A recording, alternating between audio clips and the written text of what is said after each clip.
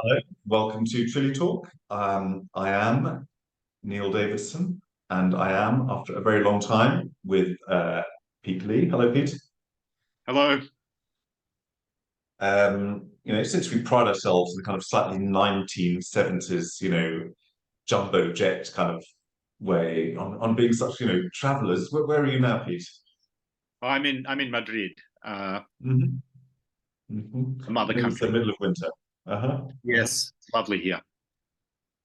Oh, you're not freezing cold? Well, when it's cold, it's cold, but the sun comes out and it's very comfortable, very nice. Sounds very pleasant. Here in Chile, it's a bit hot. We're not quite packing up for the summer holidays yet. We haven't yet gone into the silly season. Um, but there's always a slight element of the silly season all year, actually, isn't there? And we're going to talk today. We're going to sort of pick up again where we left off quite a long time ago, which was talking about the new prospective constitution.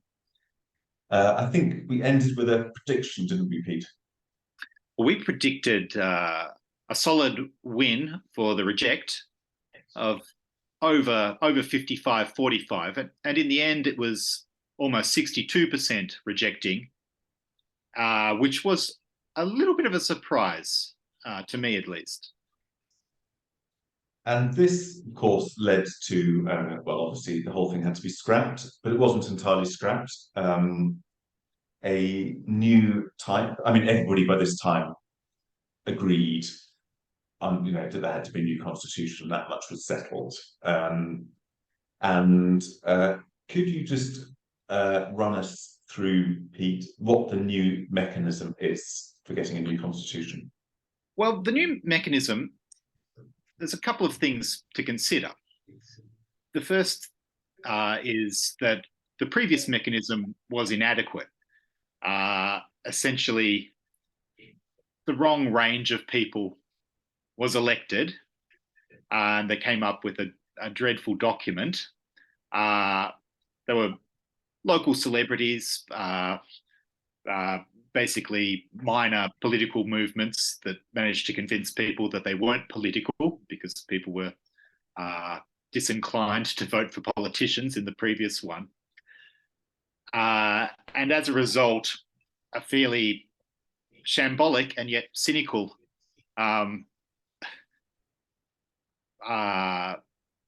nature emerged from the previous constitutional convention. Now, following that, there are people who say that, well, it was such a strong rejection that maybe we should just keep the constitution that we already have. That, of course, is the position from the harder parts of the right. But what's But come that's back? tricky, right? Because there was actually a referendum on that topic, which was clearly won by those wanting a new constitution. So that wasn't annulled at all by the fact that the constitution failed. No, I don't think another vote should be held on whether to continue with the process. And the interesting thing about the new process, the Constitutional Council, is that it seems to be far more logically and soberly constructed. Essentially, it will be much Okay. smaller, and it will Mhm. have two parts. There will be an expert committee with 24 members appointed by half by the Senate and half by the House of Deputies, the lower house. So 12 each. And basically, that has already been decided. The experts, 12 are from the right, 8 members are from the old centre left, the old Concertación, which ruled the country from 1990 to 2010, and only 4 are from the left, which consists of the Frente Amplio aging student politician bloc and the communists and another small Okay, group. even though those were the people who won the last presidential election, they're not particularly heavily represented. And how did we get to this mechanism? Because that was really the mechanism the politicians wanted from the outset, wasn't it? But Yes. then, how did they swing it? Now they just voted for it. Well, I mean, it's all negotiated and essentially by presidential decree. The president Gabriel Boric would face a lot of opposition from the Congress if he were to attempt anything, less in line with sort of democratic mechanisms. So this does But they've sort of managed, I mean, they've managed to keep out the sort of cranks and the amateurs and the have a go people, whatever. well certainly from the expert committee. So from the expert committee, you want 90% constitutional lawyers, and it does seem to be about that. I think the Communist Party have a sociologist in play, but more or less everyone else is going with constitutional lawyers to provide expert guidance, and they will actually draft a fairly strongly delineated document from which the councillors, the 50 councillors plus some representatives of the original peoples, will elaborate the constitution, which will then have to pass scrutiny by the experts again. And then by, I think it's the 17th of December 2023, there'll be another plebiscite over this document. And at this stage, this document is looking quite a lot more viable than the previous effort. Okay, so we're getting some sense of the kind of shape of it. I mean, is it kind of basically the same stuff, but with a kind of, I assume it contains some fairly modish kind of elements, I would Oh, imagine. well, it's yet to be formulated, and some of the more sensible touches of the previous draft, such as defining the state as a social state of law, which is fashionable in continental Europe, are likely to stay. But we're yet to see what the experts produce, and we're yet to have the elections in May for the 50 plus Indigenous councillors. That's an interesting issue as well, because at the moment, the different political parties are deciding how to prepare their lists.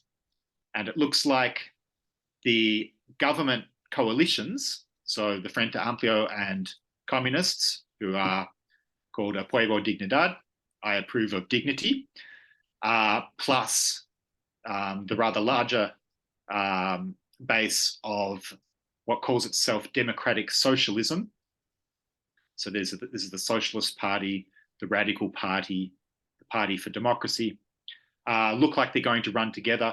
The Christian Democrats don't want to run with Apruebo Dignidad, which is very much in their tradition.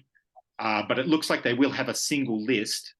The worry for them is that there may be a general punishment for whatever's perceived as being the government at the moment on the part of the voter.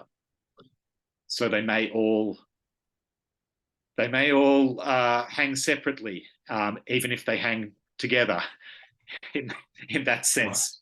But yeah, it's quite interesting. It's all very sober. I mean, it's interesting because I mean, I think I've touched on this before. I mean, because Pete actually masters all these details, and so I don't concentrate so hard. So I tend to confine myself to kind of vague, kind of cultural commentary. Chile was a very serious country when I first came here. Mid 1990s. I was very conscious the first time I heard somebody singing in the street, that it was the first time I'd heard it after several years. Um, and then it increasingly let its hair down and became a very sort of ludic, playful country. And people seem to really want to play. And I think this kind of reached a peak probably just a bit before the global financial crisis. Um, but it wasn't killed by that crisis at all. And I just wondered if the Constitutional Convention and the kind of sort of Pied Piper ragbag army of people who were elected to participate in this convention, which presented such a ludicrous aspect when you saw people coming out and dressed in sort of fancy dress and all sorts of costumes and saying ridiculous things. Was this actually the high point of this kind of ludic Chilean spirit? And did that then cure it? I wonder. I just throw out this suggestion. For which Pete, you're totally unprepared. You haven't discussed it.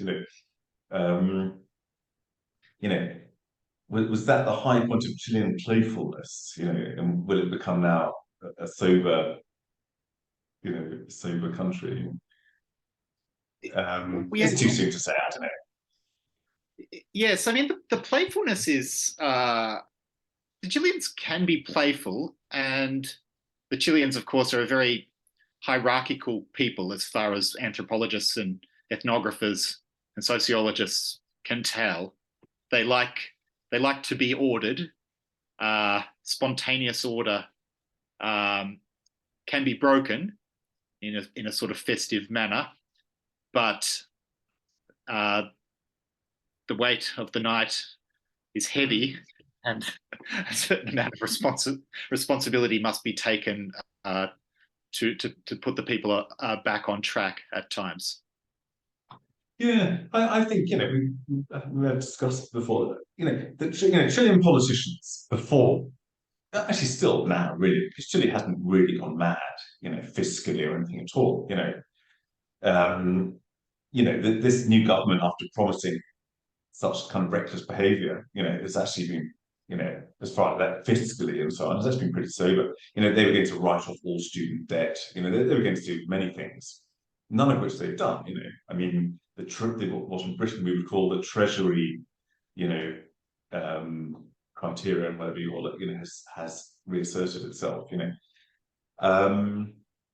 But Chilean politicians, governments always ran the country as though it were Germany, as though it were a kind of an aging society in which you had to be very, a highly developed, almost overdeveloped country in which you had to be very fiscally responsible because now, nobody wants to have any children anymore because, it's a bit too sort of uncomfortable and children are noisy, we don't like sort of noise and we like everything to be quiet and orderly, And Chile was governed like that ever since the end of the dictatorship. It was government. It's to the point where, until about 3 years ago, it had no national debt at all. On balance, the net situation was in surplus. Although it was a country that was poor and desperately in need of investment, in infrastructure and so. Uh, and then, well, and now of course it actually is an Asian country and all that stuff.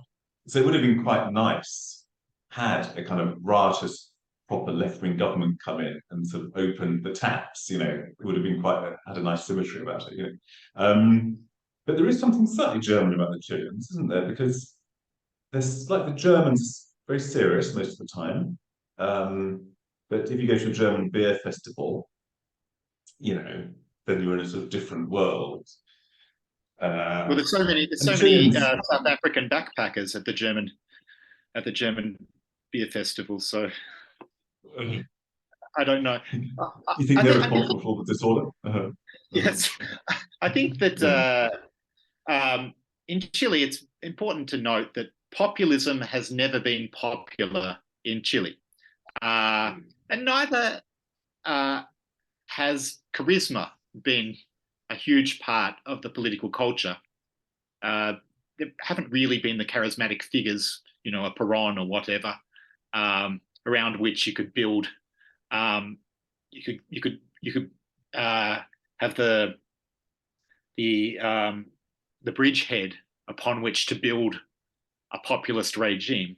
That's never been available in Chile, and often there are populist aesthetics.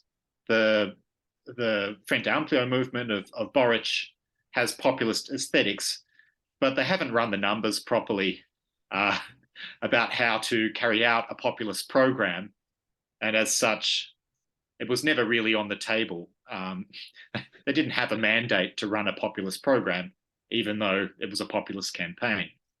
I mean, some acute observers have pointed out, like well, and others, that when you saw the kind of riots, in back when, which led to all this, yeah, and you saw sort of young people kind of graffiti, burning things, and on. You instantly assume they're left wing, don't you? Unless they're dressed in Nazi uniforms. Otherwise, you assume they're left wing. And as they point out, if you just look at what they say, you look at the graffiti, there's nothing about Castro, at all. That the kind of the most burnt museum was the Gabriela Mistral Museum. This great left-wing icon, this and feminist icon, this great Chilean poetess, or poet, as we must now call them. And it wasn't actually very left wing, So there's been a kind of slight misunderstanding, which was perhaps shared by the people who are now in government. Yes, it's. I guess the sentiment behind the last few years in Chile probably is this change of generations, and there's been the skipping of anything approximating the Generation X, of which both of us are members, as such. Oh, okay. I'm clearly not cut out to be a cultural commentator. I need to do my homework. Yes. And the oncoming of these millennials, which seems to be happening in quite a few countries. We've gone from the baby boomer to the fairly older baby boomer, born in the late 40s and early 50s, straight to people born in the 1980s in power. And that's a generational change. I always like to see the current flavour of change, the vector of change is kind of a religious current, sort of a religious piety. I think I've mentioned that in a few Chile talks, and I'm not sure that it maps entirely onto a North Atlantic left-right continuum, even though it is more left-right than is the case in other Latin American countries which have strong populist traditions. Where allegiances can be quite unstable between one populist leader and another. Yes. Maybe officially left or right wing, whatever. Yes, I think in Chile there is this need for a sort of generational relexification of things, but it's not the same thing as a sudden shift towards full social democracy or anything like that, and neither is it a shift away from other traditional mores. It's simply a generation. Yeah. But well, anyway, this is a whole huge topic, which is what is this new generation like? Because I mean, in England and America, more than in continental Europe, and I'm not too sure about Australia. Obviously this whole thing of wokeness, from one point of view, you can be seen as very left wing. On the other hand, it's reminded a lot of people of the kind of Puritan revolution, and it seems like some kind of monstrous, metamorphosis of that. And that's interesting because in Chile, you do get an echo of all this stuff, a pretty strong echo. The use of the correct pronouns, lots of people transitioning, but it feels different somehow. It doesn't feel like a carbon copy of the generation of the same age, generations of the same age in England or America, even though they look so much to that for inspiration. Well, the Um, nationalism is very strong in Chile. hmm. I mean, The what was it?